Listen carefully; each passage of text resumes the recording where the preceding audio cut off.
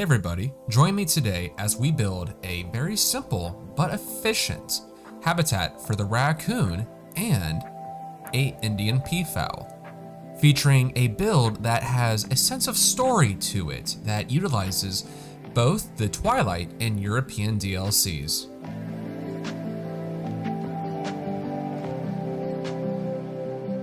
Hey everybody, it's me, it's Bova Builds, and thank you for tuning in as we have another speed build from our Franklin County Metropark and Zoo live stream build. So we're no longer live streaming this build, but I feel like there was still a couple spots left that I could place down some builds, some animals, and really explore some new ideas as we move along. So what are we building today? So today's build is a raccoon habitat, but I didn't want to make it seem like this was a habitat that was intended for the zoo. Actually, what I wanted to do was build a habitat that felt natural, that felt like it had a sense of story in the zoo. So what we have here is one of the older buildings in the zoo. So one of our wings in the zoo, the Forest Trail, what was the original part of the zoo, the original wing of the zoo, right? So what we have here is an old aviary building, an old circular aviary building that was abandoned when we no longer have the aviary animals. We're not sure what animal this was. It might have been a barn owl, it might have been a condor, a parrot. There's literally no way of knowing. Hopefully we might be able to fill that in when we get aviary animals. Hint, hint, wink, wink, Planet Zoo. But this was abandoned years ago when the zoo started to expand into other areas. So what does the zoo do with the building? So they use it as a shed. Why not just store some buckets, some boxes, some feed, some fences, extra pieces that they don't have to worry about, right?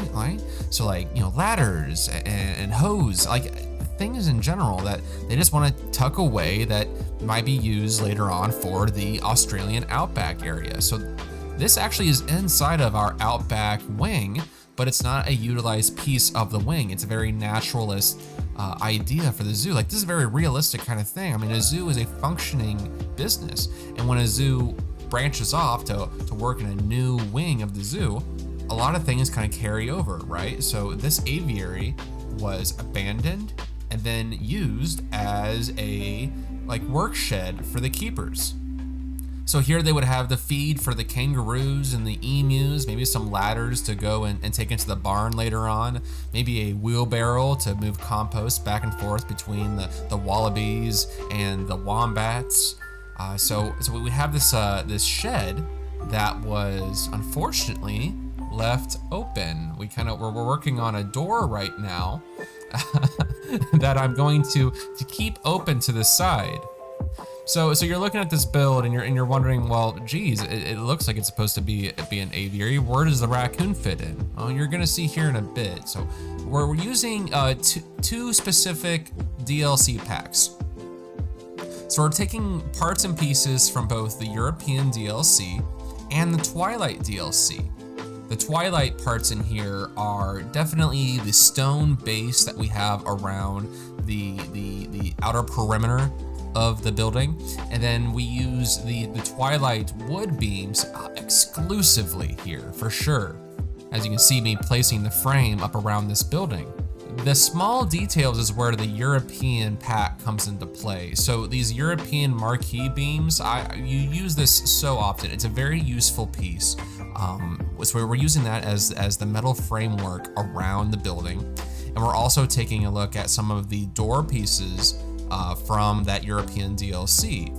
And on the inside, we're using mesh pieces to use as windows moving into the condors and the parrots and stuff like that. Whatever aviary animal was in there, we wanted to have airflow moving through, and we wanted to make sure that the guests could see the animals, right? Another thing that we're using is some of the FlexiColor tile ceiling. It's one of the roof pieces. And we're also using the FlexiColor stained wood, the non-grid items to help make an entrance to the aviary. It's simple enough just to put a door on the side of the building, but I kind of wanted to have like an entry foyer so that the keepers can come in and handle the animals or exit without the animals escaping. It was gonna be a 2-door system, but I figured they would have torn down the second door when they repurposed this into a shed. So right now I'm also working on the climbing frames, the frames that the birds or the aviary animal was using in this structure, that they're kind of dilapidated, kind of lopsided, but I wanted to make sure they were in there so that the raccoons could still climb around in there. We also have a couple different feeders and water dishes so that they could feed in there, some hay that gets put down. And you know, I just wanted to make sure that even though this did seem abandoned, I wanted to make sure that the raccoons were taken care of. Now, that's a big thing for me. So this zoo is placed in the kind of the Midwest, New England area of America, where raccoons are actually a pest. They're a nuisance. We wouldn't have them in a zoo. We might have them in a nature conservation park for sure, right? They might be on tour with fairs and festivals that would feature an area that is about nature and conservation. We actually see that in my local fair for sure. But you wouldn't see them at a zoo. So I wanted to make it seem like the raccoons were kind of an outdoor animal that just kind of like found the zoo and made a little home here in the shed. And another thing that we wanted to use was a lot of the natural fencing from the walkways. So the fences we have here are just those that we put on the side of the walkway. And we have a very small keeper gate that lets them open into this area with a quick little like sand path that lets people know that that's where the keepers are moving, so that the people can't actually get back there, but the keepers can access the shed at any time. As you can see, that we're placing a couple like odds and ends items that might have been thrown about as the keepers walked back and forth, some buckets, some feeding tools. These are also coincidentally some of the enrichment pieces that the raccoon likes, and also the Indian peafowl.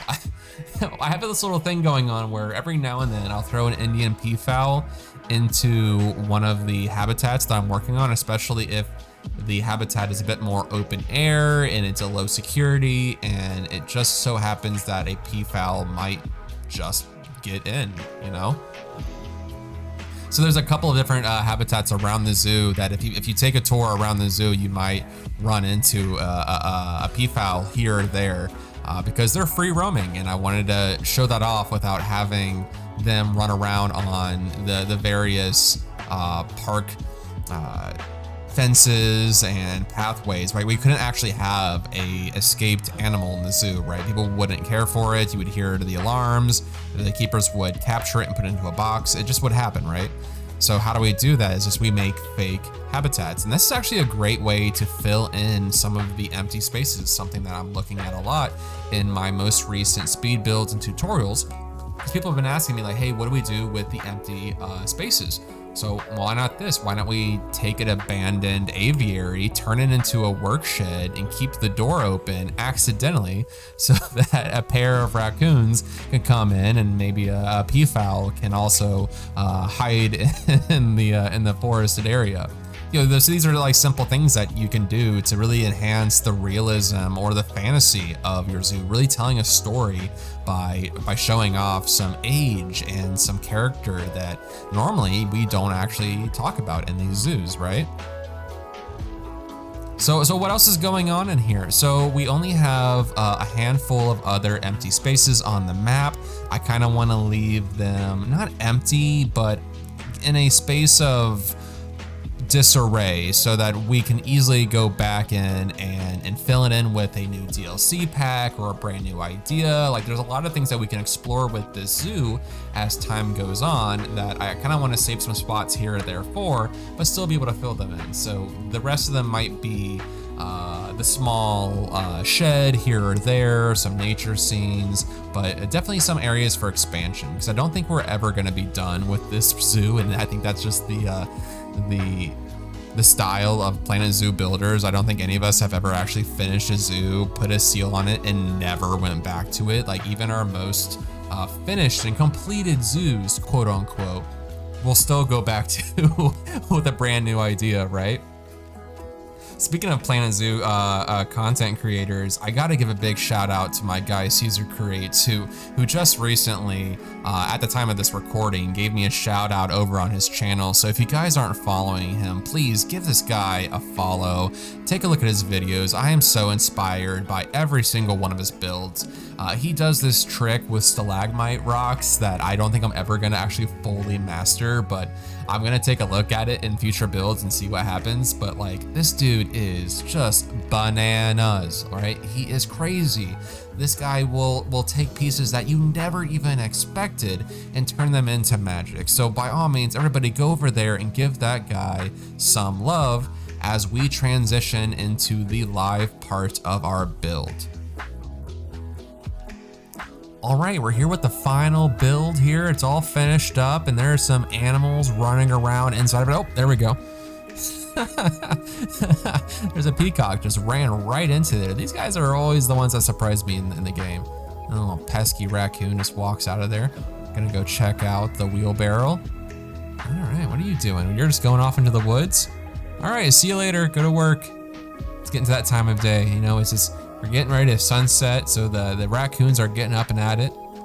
Perfect time for them. And then the peafowl is also exiting their aviary. Let's take a look in here. How is it? Oh, it's lovely. We have a nice dilapidated building structure. And we have a little climbing frame here and some buckets, a ladder. You know, pretty simple stuff here, but it's a small build, so you don't have to overclutter it too much, you know? I love it. It's such a good little tiny build. You can get so much detail into a structure like this, you know? I'm really enjoying it.